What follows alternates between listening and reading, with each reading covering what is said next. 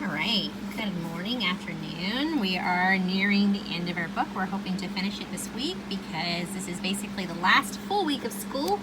Hip hip hooray, I'm trying something different to see if this works out quicker. Hopefully it does. I know, ooh, that was a lot of moving around. All right, Uncle. When they pulled into the fairgrounds, they could hear music and see the Ferris wheel turning in the sky. They could smell the dust of the racetrack where the sprinkling carts had moistened it, and they could smell hamburgers frying and see balloons aloft. They could hear sheep blatting in their pens. An enormous voice over the loudspeaker said, "Attention, please! Will the owner of a Pontiac car, license number H2439, please move your car away from the fireworks shed?" Can I have some money?" said Fern. "Can I too?" asked Avery. "I'm going to win a doll by spinning a wheel, and it will stop at the right number," said Fern. "I'm going to steer a jet plane and make it bump into another one." "Can I have a balloon?" asked Fern. "Can I have a frozen custard and a cheeseburger and some raspberry soda pop?" asked Avery. "You children, be quiet till we get the pig unloaded," said Mrs. Arable. "Let's let the children go off by themselves," suggested Mr. Arable. "The fair only comes once a year." Mr. Arable gave Fern 2 quarters and 2 dimes. What's 2 quarters and 2 dimes? 25, 50, 60, 70. He gave Avery 5 dimes. What's that? 5, 10, or 10, 20, 30, 40, 50, and 4 nickels is 20. Did they get the same amount?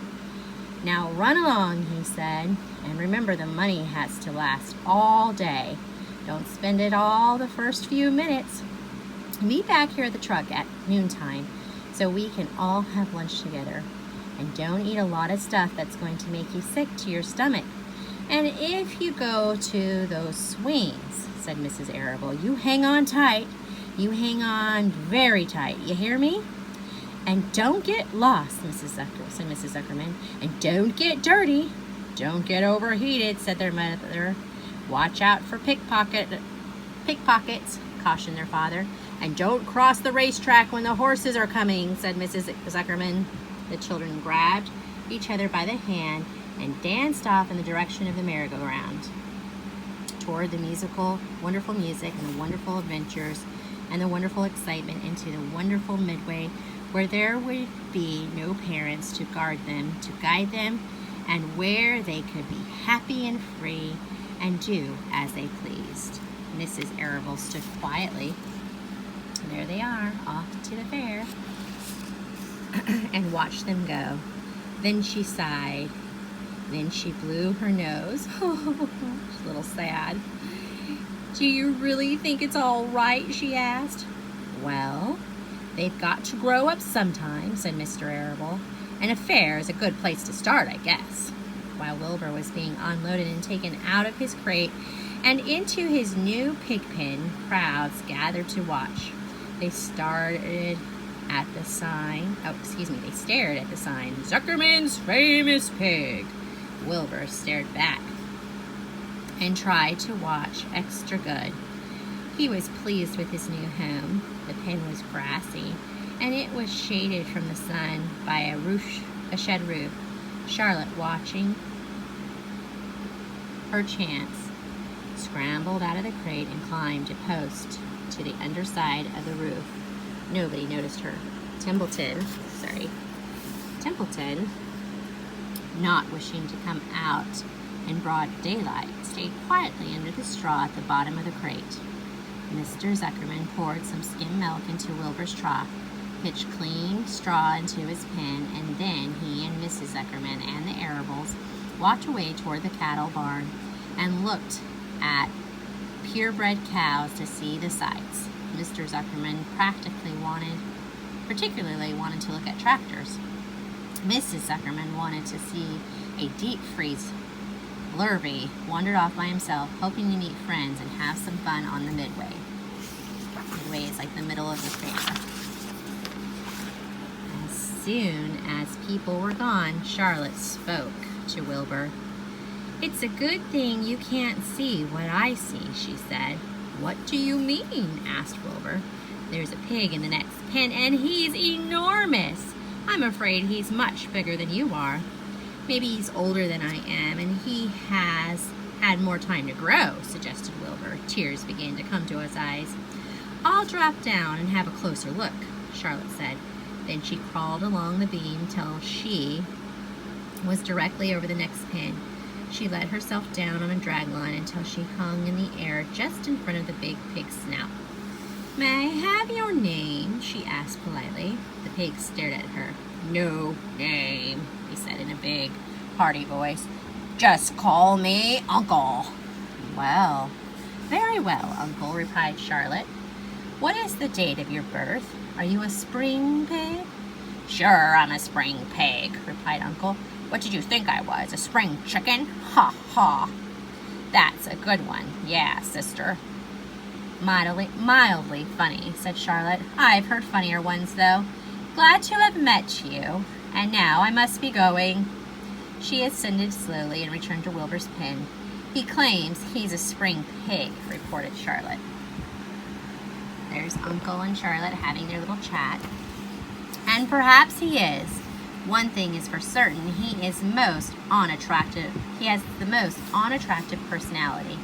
He is too familiar, too noisy, and he cracks weak jokes. Ooh, burn. Also, he's not anywhere near as clean as you are, nor as pleasant. I took quite a dislike to him in our brief interview.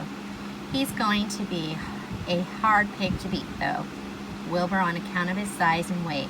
But with me helping you, it can be done. When are you going to spin a web? Asked Wilbur. This afternoon. Late, if I'm not too tired, she said. Charlotte, the least thing tires me these days. I don't seem to have the energy I once had. My age, I guess. Excuse me. Wilbur looked at his friend. She looked rather work-swollen, and she seemed listless. Listless means like without having any energy. Maybe like when you're sick, you feel listless. I'm awfully sorry to hear that you're feeling poorly, Charlotte, he said. Perhaps if you spin a web and catch a couple of flies, you'll feel better. Perhaps, she said wearily. But I feel like the end of a long day. Clinging upside down to the ceiling, she settled down for a nap, leaving Wilbur very much worried. All morning people wandered past Wilbur's pens. Dozens and dozens of strangers stopped to stare at him and to admire his silky white coat, his curly tail, his kind and radiant expression. Then they would move on to the next pen, where the bigger pig lay. Wilbur heard several people make favorable remarks about Uncle's great size. He couldn't help overhearing these remarks, and he couldn't help worrying. And now, with Charlotte not feeling well, he thought, oh dear. All morning, Templeton slept quietly under the straw. The day grew fiercely hot. At noon, the Zuckermans and Arables returned to the pig pen. Then a few minutes later, Fern and Avery showed up. Fern had a monkey doll in her arms and was eating Cracker Jacks. Avery had a balloon tied to his ear and was chewing candied apple. The children were hot and dirty. Isn't it hot? Said Mrs. Zuckerman. Excuse me. It's terribly hot, said Mrs. Arabelle, fanning herself with the advertisement of a deep freeze. One by one, they climbed into the truck and opened lunch boxes. The sun beat down on everything. Nobody seemed hungry. When are the judges going to decide about Wilbur? Asked Mrs. Zuckerman. Not till tomorrow, said Mr. Zuckerman. Lurvy appeared carrying an Indian blanket that he had won. That's just what we need, said Avery. A blanket. Of course it is, replied Lurvy, and he spread the blanket across the sideboard of the truck so that it was a little like a tent. The children sat in the shade under the blanket and felt better. After lunch, they stretched out and fell asleep. Oh boy, it was a big day, wasn't it? All right, I'm going to stop here and then start the next chapter.